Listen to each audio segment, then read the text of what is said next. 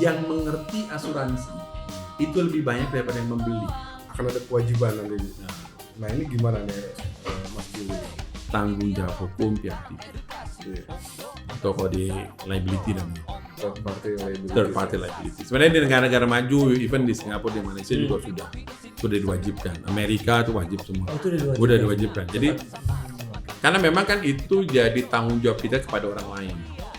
Itu diganti ada misalkan cuma 50% atau 100% atau seperti apa, Mas? Nah, ini mah buang sampah aja ke asuransi saya. Buang berarti kita. Itu bagusnya siapa yang narik tuh Mas Billy? Ada negara yang rugi. Industri asuransinya rugi, Pak. Jadi preminya nggak cukup. Daripada berantem di jalan gitu, Bapak, gitu, begitu. Udah, Bapak saya ganti deh ada asuransinya. Bukan ke mobil saya dia gantinya, ke mobil yang saya tabrak. Itu liability, Pak. Tanggung jawab hukum pihak ketiga. Ya, tapi jangan ada mafia juga gitu kan. Lumayan nih. Nah itu. Ditabrakin aja buat ganti spare part. Kenapa jadi jualan jadi? Itu kan bahaya. Kalau saya tabrak dia bisa mati tuh. Maksudnya kan dia pemain motong aja. Bill, lu ngarepin dia yang mikirin lu. Dia mikirin dirinya aja enggak. Iya juga sih. Lah iya, dia mikirin dirinya hidup aja enggak. Nah terus gue mesti pikir, dia harus berpikir tentang saya. Ngapain? Udah pasti nggak bakal dia mikirin saya.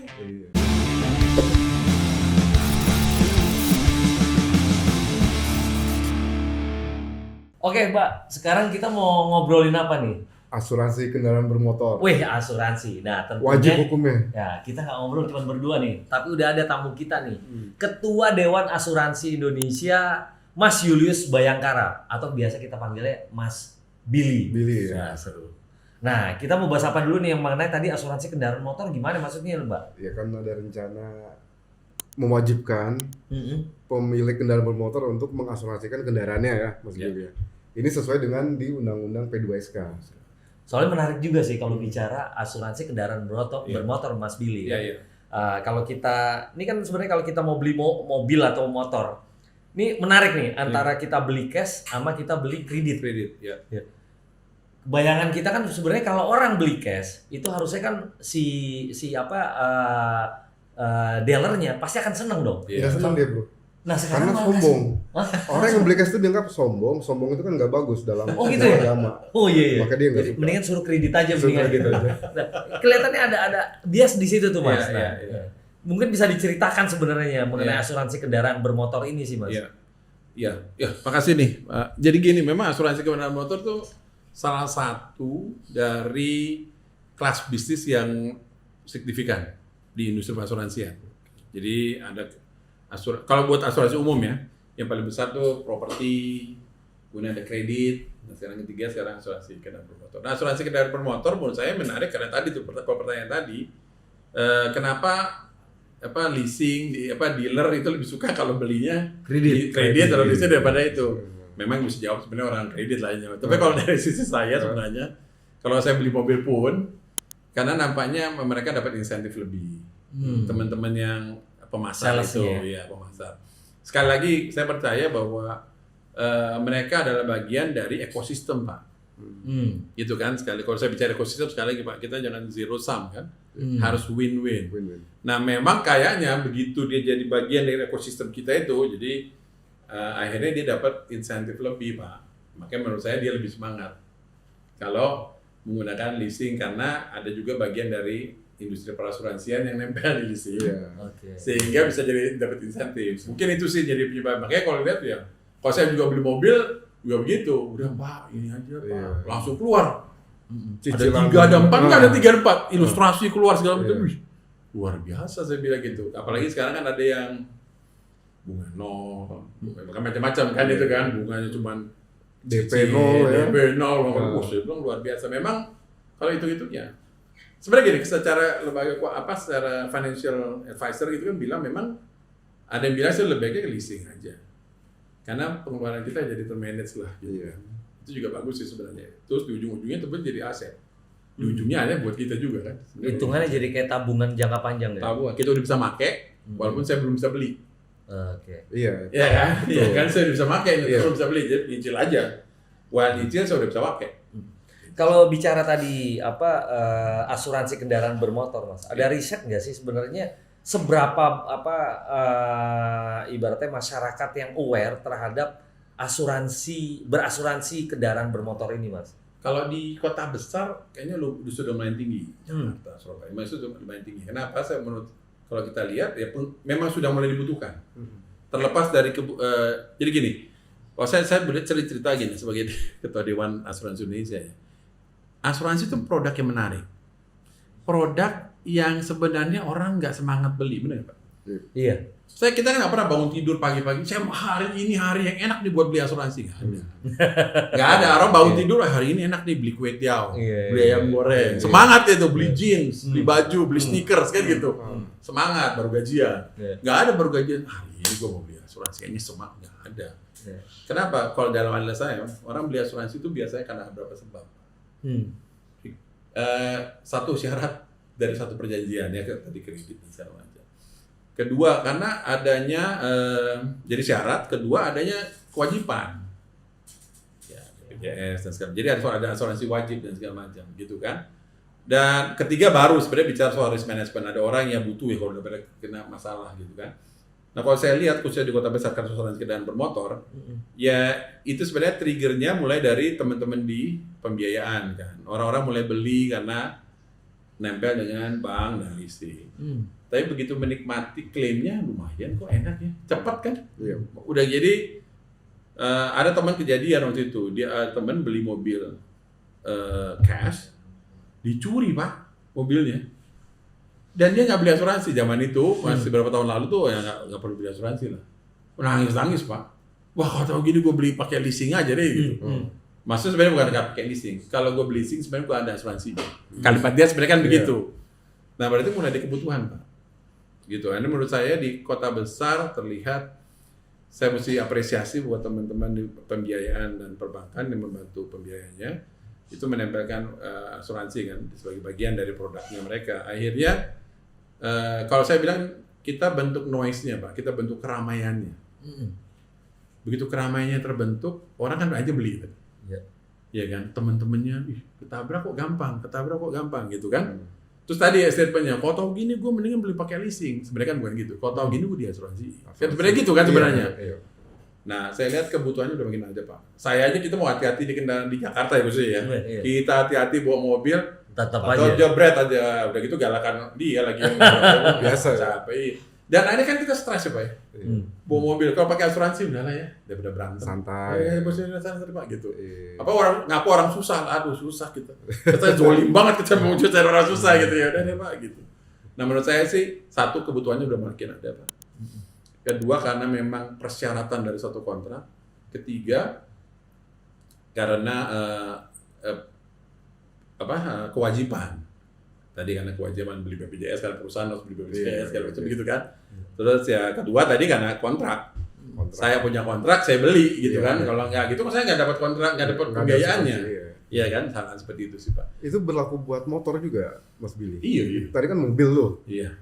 Jadi motor pun pemilik motor punya kesadaran tinggi untuk mengasuransi. Nah, kalau pemilik motor memang kita masih dapat challenge. Kenapa? Karena asuransi kendaraan bermotor roda 2 maksudnya. Iya, roda 2. Itu asuransi kan lebih suka mengasuransikan yang namanya total loss tuh Pak. Total loss. Jadi hanya kerugian total. Jadi kalau colong, kalau hilang, maling. Memang di Jabodetabek cukup tinggi. Depok nih terutama nih. Iya Pak. Depok tuh tiap hari ada. Benar, ada sindikatnya kayaknya itu. Iya. Itu bilangnya luar biasa. Ada ekosistemnya. Ada ekosistem, ya ada ekosistem maling. Nah itu teman-teman kendaraan bermotor yang roda 2 itu karena total loss. Ya harus benar-benar hilang kan Pak. Kalau kendaraan roda 2 bicara hilang. Ya nggak pernah benar-benar ya, kecuali yang benar dilindas sama truk apa segala macam, tapi yang benar tabrakan serempetan bagi dia kan nggak ada gitu. Itu yang kadang-kadang bahkan roda 2 dalam pengamatan kita dalam diskusi sebelumnya banyak sebenarnya buat hidup Pak. Sehingga kalau masuk bengkel pun dia nggak makan nanti Pak. Karena buat hidup, buat pencarian gitu. Lah kalau dia sampai kepikiran yang ya udahlah kalau masuk bengkel nggak usah lah. Tapi kalau total loss definitely dicuri ya lebih suka. Tapi kan ya cukup besar klaim total loss, cukup mengerikan. Tetapi nampaknya tidak begitu dia leasingnya selesai, udahlah dijaga doa-doanya aja banyak gitu. Kalau tingkat inklusinya gimana tuh, Mas? Yang untuk asuransi kendaraan kendaraan roda 2 itu? Iya, memang kita belum ada analisa. Nah, tapi overall inklusi buat asuransi kan ini menarik ya, inklusi sama literasinya ternyata tinggian literasi daripada inklusinya. Jadi event ini yang menarik ya, Pak. Iya. Ini jadi isu juga buat kami di Dewan Asuransi Indonesia dan seluruh asosiasi. Berarti gini, orang yang mengerti asuransi itu lebih banyak daripada yang membeli. Itu yang challenge-nya sebenarnya. Loh, justru kalau berarti kenapa Pak? Menurut saya, berarti dia ngelihat manfaatnya. Saya tahu kalau saya minum air ini saya tidak haus. Oke. Tapi saya nggak haus, saya nggak akan minum. Tapi saya tahu saya minum, saya tidak haus. Kan gitu kan? Iya. Nah sekarang kalau saya merasa tidak haus, saya tidak butuh, berarti saya nggak minum. Jadi nggak perlu beli ya? Nggak perlu beli. Beda dengan literasi inklusi perbankan. Yes. Perbankan yang menarik, terbalik dalam analisanya. Ternyata orang yang nggak ngerti bank mau jadi nasabah bank. Nah kalau asuransi, iya, benar karena kebutuhan. Dalam ya diskusi ringkat itu ya, Pak gajian pakai bank, bayar listrik, bayar online dan segala macam semua go through bank semua. Soal dia ngerti itu duit saya di bank mau diputar kayak apa, mau dipotong per bulan, mau dipotong sampai sebulan, ya gue butuh ya beli aja. Nah itu sebenarnya di titik yang kami sih berharap bisa di titik itu. Karena memang sekarang ini ada kampanye besar-besaran juga untuk kita berkampanye supaya orang mengerti asuransi. Sampai tema kita pahami dan miliki asuransi itu tema perasuransian di Indonesia punya tema besar itu pahami dan miliki asuransi. Jadi misalnya harus paham dan segala macam. Dia tapi ditambah lagi yang memiliki, nggak cuma paham, miliki juga dong. Ya tadi udah paham nggak beli, gitu kan Pak. Saya makan saya kenyang, tapi saya mendingan tahan aja di perut, kan begitu. Jadi hal-hal seperti ini, tapi kalau balik ke statement saya pertama, ternyata dalam analisa saya, orang membeli itu karena disuruh. Karena kewajiban negara misalnya. Kedua, karena kontrak. Kewajiban juga. Ketiga, baru risk management. Karena saya butuh untuk mentransfer resiko. Gitu kan? Tapi menurut saya apapun posisinya, yang tadi saya bilang, kita harus bikin noise. Harus bikin keramaian gitu.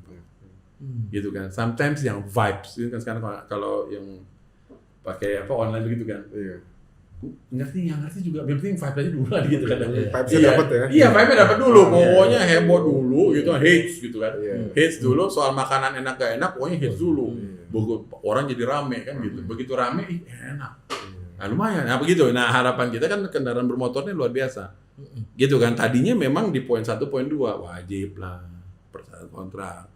Tapi enak juga, ada jadi kebutuhan nih, kebutuhan risk management. Iya, kalau saya nggak punya asuransi, mobil saya keserempet, sebulan bisa 2 kali serempetan nih. Di Jakarta Pak, tapi bisa serempetan. Nah kalau lumayan nih kalau kena klaim terus. Ya kalau saya mesti ke bengkel terus, mendingan udah asuransi deh cepet. Nah hal-hal seperti ini yang menurut saya coba mau kita coba bangun sih Pak sebenarnya. Termasuk di asuransi yang lain ya, gitu. Saya juga punya pengalaman sih nih, Mas Billy, yang terkait mengenai asuransi kendaraan mobil ini. Nah, ini ada kendala. Kita kan ikut asuransi. Pernah suatu ketika saya ditabrak. Tabrak oleh motor. Bumper tuh bumpernya ibaratnya patah lah, rusak. Ya. Pertama itu kalau udah diasuransi kan ada tuh proses yang namanya proses diverifikasi dulu mobilnya, udah itu baru dibawa ke bengkel. Nah yang menarik itu kadang si bengkel itu pun atau nggak tahu ya itu entah bengkel atau asuransi diakalin. Yang harusnya sebenarnya diganti. Emang itu harus diganti, akhirnya nggak diganti. Kita butuh dulu urat saraf yang kencang dulu, akhirnya baru diganti. Belum yang proses yang waktu itu. Nah, ini nih yang kadang kan menurut saya itu juga bisa menjadi masyarakat jadi nggak ini juga gitu loh. Nah, itu gimana itu Mas? Nah, kalau itu menurut saya bentuk layanannya. Kalau tadi kan masalah pendorong orang membeli. Nah, ketika membeli memang jadi challenge atau tantangan buat seluruh penyedia produk itu untuk beri layanan yang mudah, yang layak gitu kan. Saya dulu di perusahaan asing sih memang ini. Sampai ada waktu saya handle tim gitu, tapi saya belajar dari negara lain sebenarnya, di Australia sebenarnya. Sampai mereka punya wording gitu. Jadi bos-bos saya dulu orang asing itu dibilang, di sana kita bikin sampai dibikin lomba, Pak. Lomba namanya plain English wording. Jadi polis itu kan banyak itu, Pak. Dibikin lomba bagaimana membuat ini jadi plain. Gitu loh, Pak. Nah, saya juga kenapa bisa bikin. Tapi waktu kan saya masih di perusahaan aja gitu. Nah, saya bikin tuh sama tim, saya bilang, kita mau bikin produk ini, termasuk produk asuransi mobil, yang simple-simple produk itu. Bikinin dong. Polis tetap polis, Pak, karena memang dari asuransi. Tapi saya bilang di depannya, tolong bikin summary kecil. Karena saya pialang gitu. Jadi mempermudah. Apa yang di cover, apa yang tidak di cover, bagaimana cara klaim. Gitu. Akhirnya kita berlomba-lomba untuk satu, mempermudah pemahaman pembeli.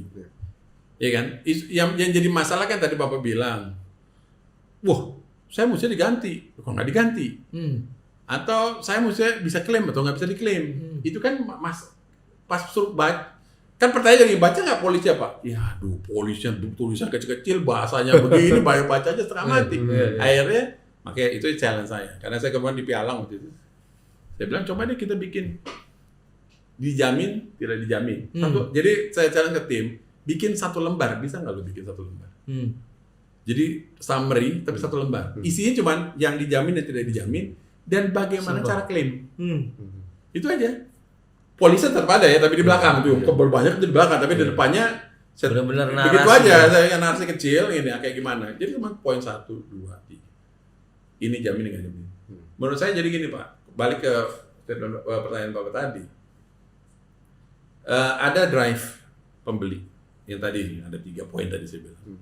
Kemudian ketika membeli ada pelayanan. Nah, ini memang menjadi challenge. Tapi memang sekarang sudah banyak, Pak, asuransi yang very easy, Pak. Untuk klaim itu sangat mudah. Ya, soal judgement, soal ini ganti atau nggak ganti, kita bisa challenge. Jadi kalau tiba-tiba dia balik ke kita, chatnya masih belang, saya nggak mau, saya balikin. Gitu kan? Nggak bisa, Pak, ini chatnya belang gitu kan? Nggak bisa balikin. Nah, itu jadi asuransi bertanggung jawab untuk itu. Ini kan berarti kualitas layanan. Sudah banyak, Pak. Sudah beberapa yang sangat mudah. Tunggu aja, Pak, nanti saya datangin. Benar-benar datangin di rumah. Saya benar-benar nggak ngapa-ngapain istilahnya. Terus besoknya udah jadi, Pak. Kalau udah jadi, saya kirimin, Pak. Dan kita bilang, kalau nggak bagus, Bapak balikin lagi, Pak. Kita siap balikin. Jadi memang itu quality sih, Pak. Memang benar masih ada juga yang ya tidak, kualitasnya tidak terlalu baik lah. Ada yang tadi saya bilang mesti tarik urat dulu lah, ini segala macam. Tapi logika saya kalau dari asuransi kendaraan bermotor, khususnya di Jabodetabek misalnya, di kota-kota besar, sampai lebih mudah, Pak. Karena sekarang lebih langsung ke bengkel kan. Akses ke bengkelnya. Akses ke bengkelnya. Karena memang kadang judgement-nya tuh di bengkel sih, Pak. Iya, sebenarnya. Gitu kan, judgement di bengkel. Itu yang kadang-kadang juga, kesian juga asuransi. Asuransi kan membayar ujungnya. Gitu kan. Tapi si bengkel nggak usah lah segala macam. Nah, kesian juga asuransinya kan. Begitu marah kan, para asuransinya gitu. Hal jadi menurut saya memang harus dipilih mana asuransi yang punya servis yang baik. Memang saat ini belum, ya ini memang ujungnya itu soal biaya dan soal premi dan segala macam, Pak. Kalau premi lebih baik, adalah kita tahu ada asuransi yang preminya nggak pernah mau diskon. Tapi memang layanannya bilang boleh dicoba. Ya itu boleh saya dicoba. Ya memang dia nggak mau diskon. Nah, ya istilahnya ya karena ada barang ya ada uang ada barang gitu barang seperti itu. Iya. Nah ini kan akan ada kewajiban nanti. Nah ini gimana nih Mas Bill ini? Iya sih, ya agak kalau saat ini masih terlalu dini sih sebenarnya mau ngomong. Terlalu dini? Iya, karena bukan terlalu dini. Intinya kan di undang-undangnya udah keluar bahwa kan ada asuransi wajib dan saat ini memang arahnya ke asuransi wajib yang kalau dari diskusi-diskusi ada asuransi wajib tanggung jawab hukum pihak ketiga. Iya. Atau kalau di liability namanya, Pak. Third party liability. Sebenarnya di negara-negara maju, even di Singapura, di Malaysia juga sudah diwajibkan. Amerika itu wajib semua. Oh, itu udah diwajibkan. Udah diwajibkan. Jadi karena memang kan itu jadi tanggung jawab kita kepada orang lain. Jadi asuransinya bukan asuransi buat mobil kita nih, Pak. Asuransi kalau mobil kita nabrak orang. Atau nabrak kendaraan lain ya. Yes, nabrak kendaraan ini properti orang lain gitu. Orang lain ya. daripada berantem di jalan gitu Bapak gitu lebih gitu. Udah Bapak saya ganti deh ada asuransinya. Bukan ke mobil saya dia gantinya, ke mobil yang saya tabrak. Itu liability Pak, tanggung jawab hukum pihak ketiga. Oke. Kalau mungkin contoh kayak gini mungkin narasinya yang kejadian sering nih, Mas. Mobil kita ditabrak oleh angkot. Ya. Mau kalau kita nagih nggak akan mungkin. Yang ada kan wah saling ngotot aja. Iya. Kan nggak mungkin kan dibayar. Mungkin ini ya. Yes. Aturan itu ya seperti itu ya. Kalau soal angkotnya rusak, ya itu urusan lu. Kurang lebih tamu dia. Tapi dia ada asuransi juga kan? Iya, mestinya dia kelak kan. Tapi saat ini kan yang pertama kan TJH Pak. Tanggung jawab hukum pihak ketiga itu. Intinya kalau dia menabrak saya dibarisin dulu lah. Iya. Oleh si pihak ketiga. Oleh asuransi. Asuransi dimiliki oleh si kendaraan yang menabrak saya. Bukan kita minta tanggung jawab kepada si supir angkot itu ya. Iya jadinya. Kan lebih mudah Pak. Kalau saya nggak sengaja nabrak Bapak. Itu daripada saya berantem di jalan. Wah segala macam. Udah Pak. Ada asuransinya kan Pak. Jadi asuransi saya membayarkan kerugian Bapak. Bukan mobil saya nih. Itu kalau di Amerika ada lawyer-nya juga kalau nggak salah ya. Iya sih kalau kita gimana ntar tuh? Iya. Ada sekarang lawyer yang ngurus ini perselisihan ini. Nah sekarang sih, sekarang sih belum ada kan belum mulai Pak. Kalau udah mulai saya nggak tahu juga jadi ladang baru lagi tuh ya. Berdasarkan pengalaman di negara lain seperti apa biasanya? Saya sih sebenarnya, tapi kalau kendaraan bermotor biasanya nggak terlalu berat sih Pak. Unless kan kalau scratch, kalau tabrakan, cuman yang bahaya yang pernah ada kejadian dulu, tapi bukan TJH yang ini, bukan TJH tabrakan. Waktu itu ada satu kendaraan merek brand terkenal yang ternyata tidak terlalu bagus dalam membangun struktur mobil, jadi mobilnya meledak Pak, kebakar, ini dia mencederai si pembeli, ini pembeli menggugat.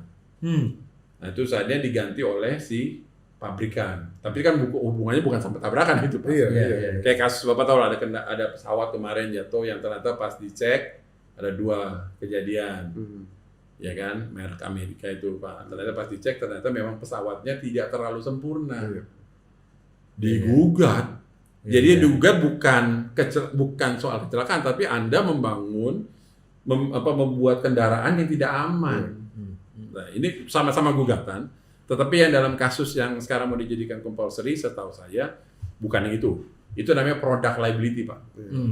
Kalau ini namanya third party liability. Jadi karena penggunaan kendaraan yang merugikan pihak ketiga. Pihak ketiga sehingga si pihak ketiga mengalami kerugian keuangan.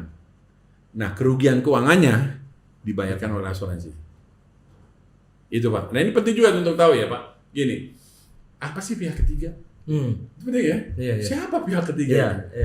Nah yang penting kalau mau tahu pihak ketiga harus tahu dulu pihak pertama siapa, pihak kedua siapa gitu kan? Pihak pertama adalah pemilik polis atau tertanggung.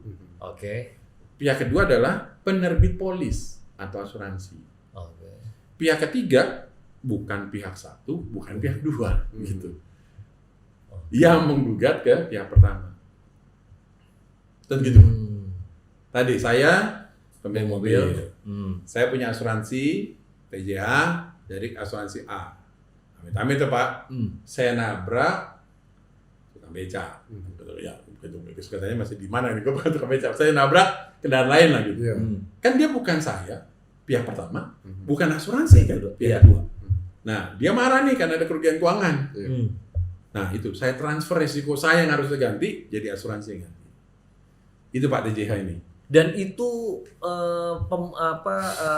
penggantiannya total 100%. Misalkan yang kita tabrak katakanlah pengok belakangnya dan hancur lah misalkan. Itu diganti ada misalkan cuma 50% atau 100% atau seperti apa Mas? Nah, ya, terus terang secara teknis ini belum selesai Pak. Masih di Indonesia yang sedang mau dibuat ini, jadi belum selesai. Masih dalam diskusi antara UI ya Ojika juga, setahu saya sedang masih ada diskusi, ada kajian-kajian juga yang sedang dibuat. Tapi gini, kalau mengacu pada negara lain atau produk-produk asuransi yang lain, biasanya itu ada limit namanya Pak, ada pembatasnya juga. Seperti asuransi kesehatan lah, diganti hingga berapa juta. Kan ada asuransi kesehatan gitu kan. Nah ini juga ada nih Pak, kalau di asuransi automobile liability itu misalnya hingga 100 juta. setahun. Kalau udah habis nabrak 10 juta ya turun. Hingga selesai habis itunya. Ya maksudnya gini sih. Saya berharap memang proses ini juga mendewasakan para pengendara kendaraan bermotor. Biar lebih berhati-hati. Iya Pak, jadi berhati-hati. Akhirnya gini, dalam konteks ya, pendisiplinannya itu bahkan dari industri asuransi. Maksudnya gini, kalau orang yang nabrak orang lain setahun 5 kali, iya dong, sama orang yang nggak pernah nabrak Pak, nggak pernah klaim. Iya. Loh, lah yang harusnya menurut saya, yang nabrak 5 kali harusnya nanti pada saat perpanjangan STN, kalau misalnya yang ikut perpanjangan STNK, preminya harus lebih mahal dong. Itu kan juga bagian untuk mendisiplinkan si pengendara-kendaraan bermotor. Makanya kenapa kalau di negara yang maju, pengendara-kendaraan bermotor cukup aware dengan itu. Karena nanti dampaknya itu nanti buat asuransi dia. Sangat hati-hati. Sangat hati-hati. Karena kalau misalnya dia reckless gitu, sembarangan gitu. Satu, bukan soal SIM-nya aja, bukan soal license-nya aja, asuransinya pun jadi susah dia. Begitu nggak ada asuransi, dia nggak bisa pakai kendaraan. Ya susah juga hidupnya kan. Nah maksud saya proses-proses pendewasaan ini kan berarti gini Pak, industri asuransi as an industry bisa membantu membangun kedisiplinan kendaraan pengguna kendaraan bermotor. Ini menurut saya sih menarik. Karena memang layak dong orang yang 5 kali nabrak sama orang yang tidak pernah nabrak. Jangan disamain dong. Pikiran saya kan begitu menurut saya. Nah, tapi oke, teknisnya belum selesai Pak, menurut saya. Tapi dalam pengalaman di luar itu seperti itu. Bahkan kalau udah 5 kali nabrak, asuransi nggak mau. Begitu nggak mau, ini orang nggak bisa pergi Pak. Mobil nggak bisa jalan ini. Gitu. Ya orang 5 kali nabrak nih, jangan ntar lagi tabrakan lo terus gitu kan. Itu yang ya insya Allah ini bisa jadi suatu hal yang baik. Jadi bukan cuma soal industri asuransinya aja, tetapi industri asuransi kemudian membantu membangun budaya berkendara yang lebih baik. Sejauh ini progresnya gimana nih terkait mengenai? Iya sih, ini yang compulsory ya. Iya. Nah, menurut saya memang lagi ada diskusi panjang Pak, walaupun diskusinya tidak di depan umum juga, tapi masih kan gini, ini kan keluar undang-undang dari Senayan dan DPR. Nah setelah saya nanti teknisnya akan diserahkan kepada OJK, either itu nanti di PP atau di POJK kan, mesti sih bisa jadi ke PP karena OJK kan lebih ke lembaga keuangan ya. Kalau mobil kan bukan di OJK, tapi nggak tahu lah itu urusan teknis pembuatan pembuatan undang-undang lah ya gitu. Nah ini nampaknya masih di sisi yang sebelah sini Pak. Nah setahu saya kalau dalam aturan di diskusi di undang-undang P2 kan nanti setelah teknisnya sudah selesai balik lagi Pak nanti ke Senayan ke DPR untuk kemudian mengetok untuk ini jalan. Jadi DPR sudah memberi lampu hijau di P2SK, tapi nanti paparan teknis dan segala macam kan mesti dibawa undang-undang ya. Iya, PP belum ada ya? Belum ada Pak. Itu yang jadi itu kementerian apa ya? Kemenperin yang nampaknya sih harusnya ke situ ya, gitu. Mesti ke situ. Nah memang saat ini tatarannya masih di OJK kan, karena tataran teknis asuransinya. Iya. Karena kan nanti ada berapa poin berikutnya, which is belum sampai ke situ sih, yang di umum ya di diskusi publik belum. Kan nanti siapa nanti yang mengutip Pak. Nah itu penting tuh. Iya penting Pak ya kan. Dikutip di mana? Itu juga penting. Siapa yang ngutip dan dikutip di mana? Itu juga penting kan.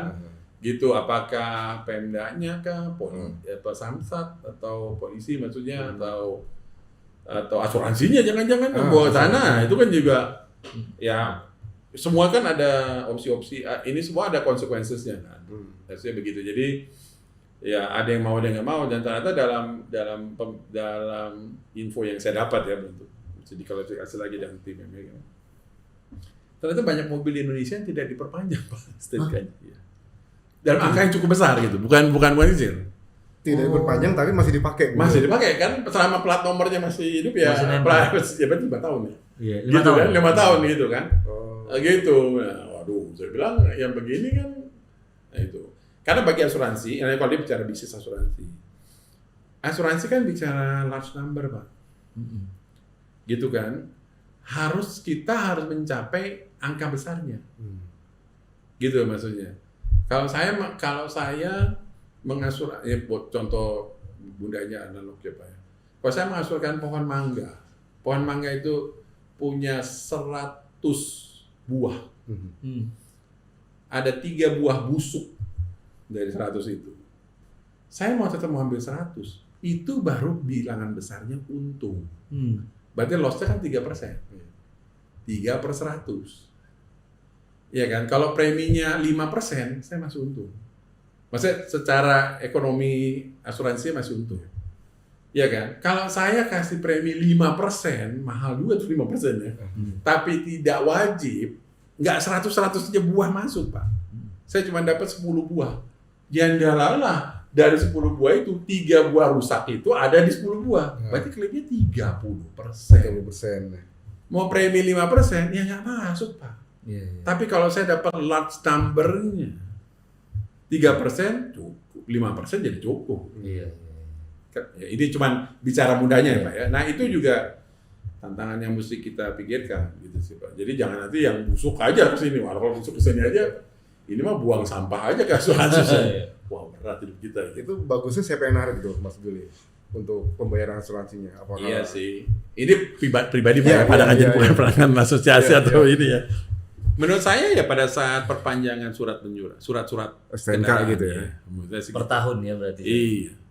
Karena fair, dan itu kan juga dilakukan di luar negeri Pak.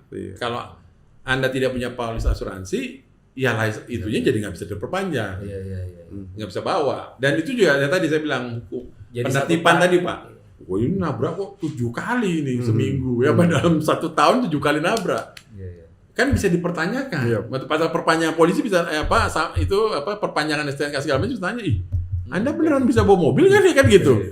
Nah hal kayak gini kan. Yang penting Pak, kemudian bisa ada mekanisme lah di asuransi yang mendisiplin. Yang satu bisa dari harganya dinaikin. Atau ada deductible betulnya, deductible dinaikin. Jadi klaim-klaim kecil bayar sendiri dong ya, kata asuransi. Ada 7 kali nabraknya. Kan gitu. Nah hal seperti ini kan yang mendewasakan, tapi menjadi edukasi juga. Menjadi edukasi. Maksud gini, kalau ini jalan sebenarnya isu win-win Pak. Iya, semuanya. Ini jalan win-win. Memang isunya tadi jangan pilih tadi, jangan 3 mangga busuk dipindahin ke kita, mangga yang 97 yang bagus, saya cuma kebagian 7, ya rugi kalau saya kan gitu kayak ini yang begitu Pak. Itu juga bikin underwriters juga bisa takut nanti Pak. Kan ujung-ujungnya kita asuransi Pak. Bottom line-nya harus ada profitabilitas. Walaupun profitabilitas tidak yang gigantic gitu ya, tetapi harus baik karena itu ada greater good Pak. Ada tujuan yang lebih besar kan, yang lebih baik.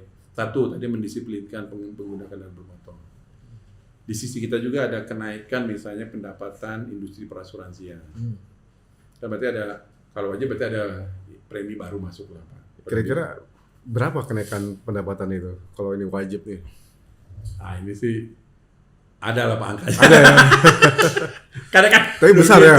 Besar tapi cukup baik sih Sobat. Jadi kalau bicara pertumbuhannya jadi lumayan. Jadi gini paling enggak bisa ada 10%-an di atas 10% mudah-mudahan. Oh udah 10%? Iya enggak, sudah 10% dari pertumbuhan premi. Benar premi. Jadi premi sekarang berapa, insya Allah bisa lebih.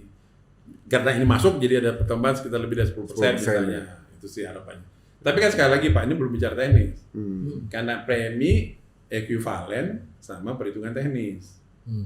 Nah perhitungan teknis kan bicara soal tadi last number-nya masuk atau tidak. Kualitas dari resikonya bagus atau tidak. Karena saya dengar teman-teman yang menganalisa itu ada negara yang rugi.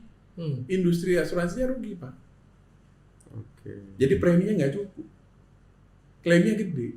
Ya ini plus minus sih Pak. Begitu sadar, ya tapi jangan ada mafia juga gitu kan. Tiba-tiba lumayan nih. Nah itu. Ditabrakin aja buat ganti spare part. Apa aja dijualan gitu. Nah sekali lagi ekosistem harus win-win. Nah, jadi memang ada banyak hal yang mesti dipikirkan. Tetapi menurut saya ini inisiatif yang sangat baik. Kemarin memang saya baca juga di sosial media orang bilang bahwa wah ini presiden nih bikin aneh-aneh aja.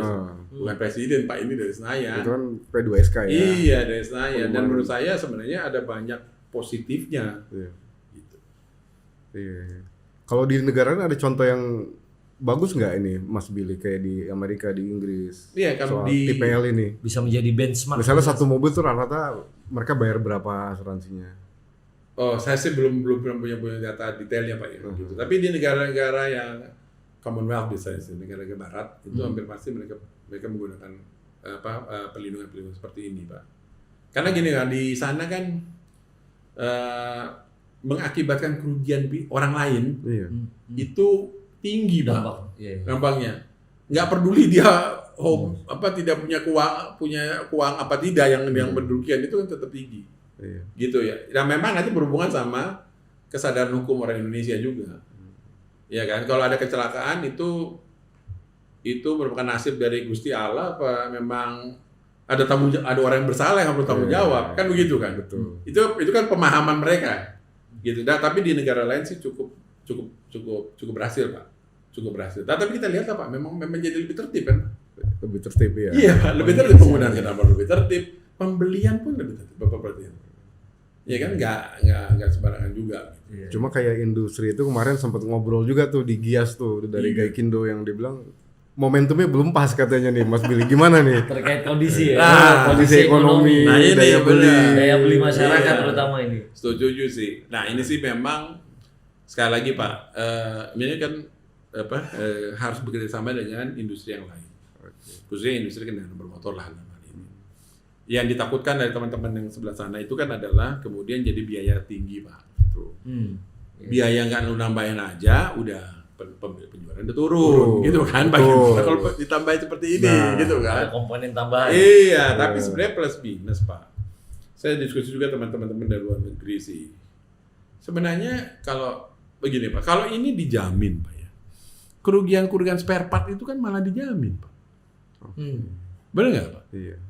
Gini, ini saya tidak bisa mewakili industri kendaraan bermotor, tapi maksudnya gini, saya pernah diskusi juga sama teman-teman dari luar negeri khususnya gitu. Dibilang, Bill, kalau memang cashco-nya nggak kejual, kita bisa jual spare part-nya.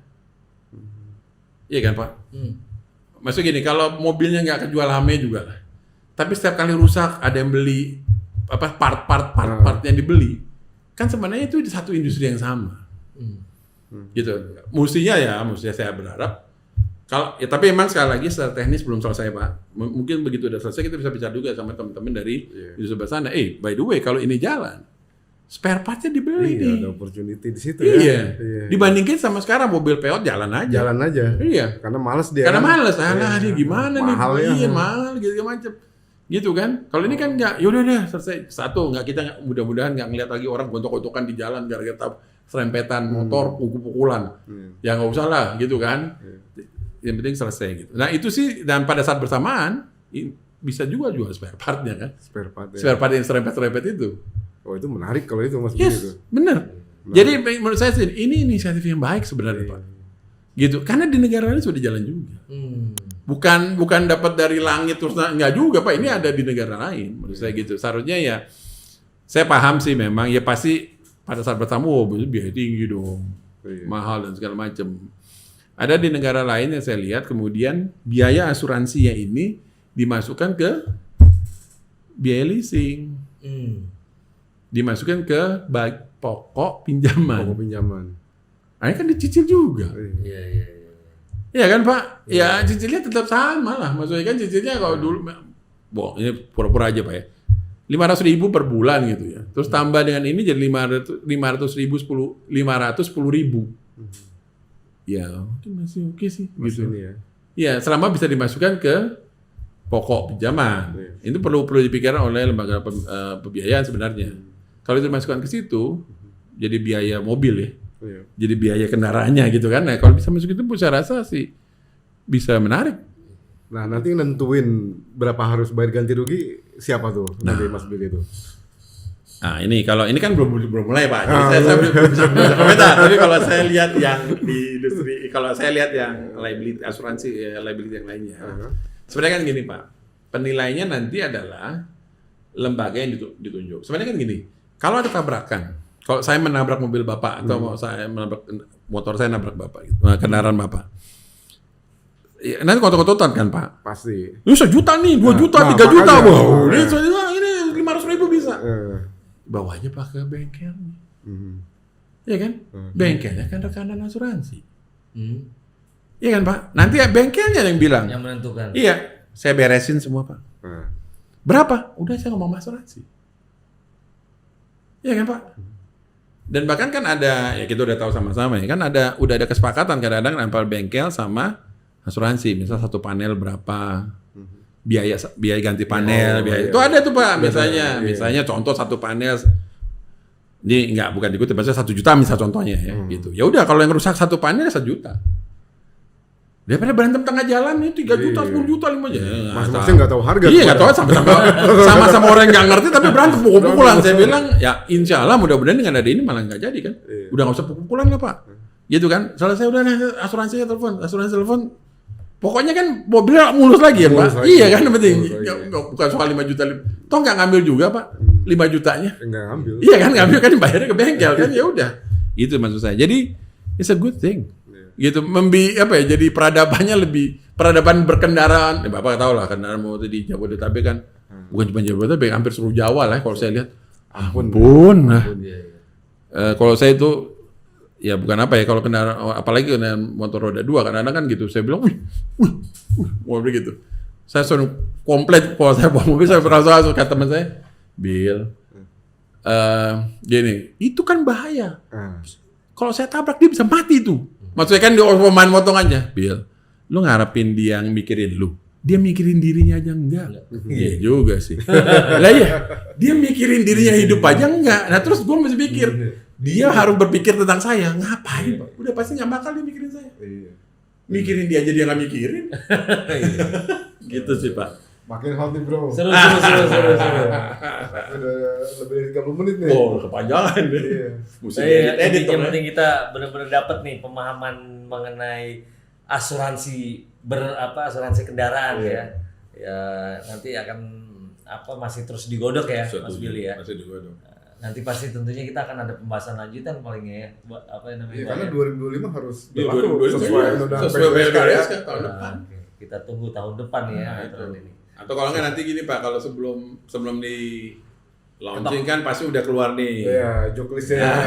Itu mungkin kita bisa diskusi lagi. Seru. Tapi Pak kalau secara pribadi, apalagi sebagai Dewan Asuransi dan asosiasi Aparindo misalnya, ini adalah inisiatif yang baik, gitu. Dan saya sih nggak lihat ada upaya untuk menarik keuntungan pribadi di dalamnya, gitu ya. Maksudnya dengan ini ada orang yang bikin kaya seseorang atau 2 orang penguasa atau tidak penguasa gitu macam-macam. Saya lihat sih, saya tidak masuk ke situnya sih sebenarnya. Tapi inisiatif ini ada juga di negara lain.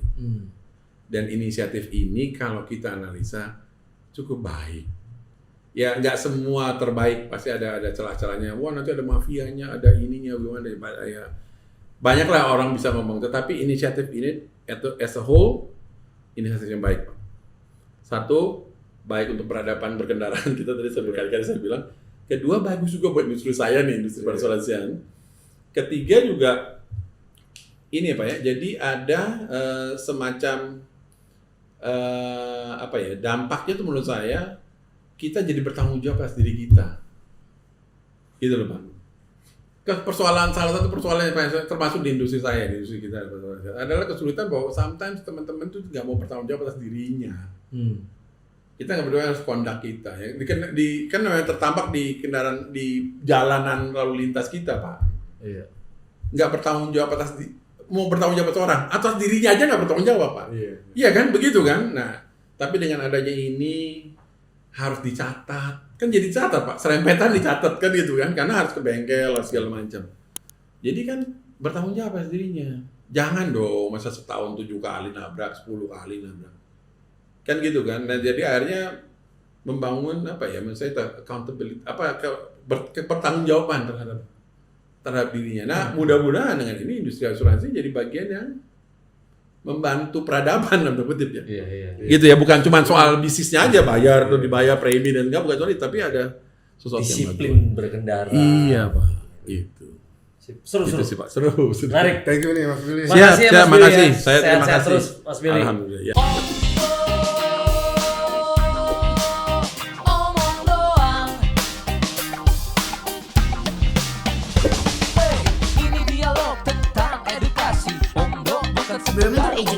Daerah masih berkembang belajar ekonomi. Ekonomi kita sekarang jadi dengan nama undang-undang dasar 45 karena hacker kan banyak untuk makanan halal. Meskipun memang tidak di Pulau Jawa.